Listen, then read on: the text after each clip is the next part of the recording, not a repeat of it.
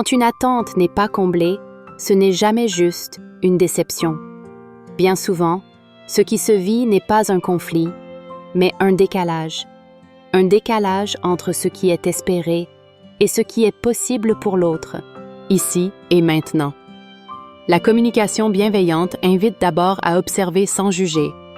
Une attente n'est pas rencontrée. C'est un fait. Puis, à se tourner vers l'intérieur. Qu'est-ce qui est ressenti réellement? De la tristesse, de la solitude, de la fatigue parfois. Et derrière chaque émotion, il y a toujours un besoin vivant. Être entendu, soutenu, reconnu, rassuré. Une attente non comblée n'est pas une faute. C'est une information précieuse sur ce qui est important. Voici un mini-exercice inspiré par la communication bienveillante.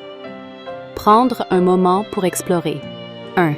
Ce qui est observé concrètement, sans interprétation. 2.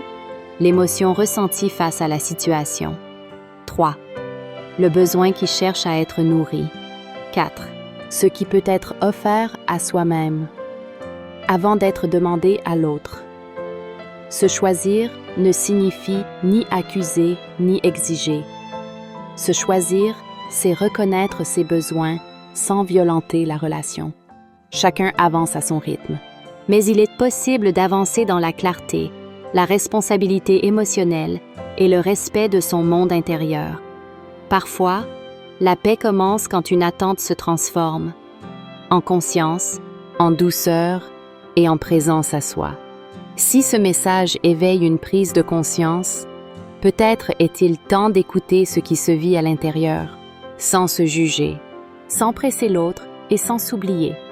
Si ce contenu résonne avec vous, n'hésitez pas à aimer la vidéo et à la partager.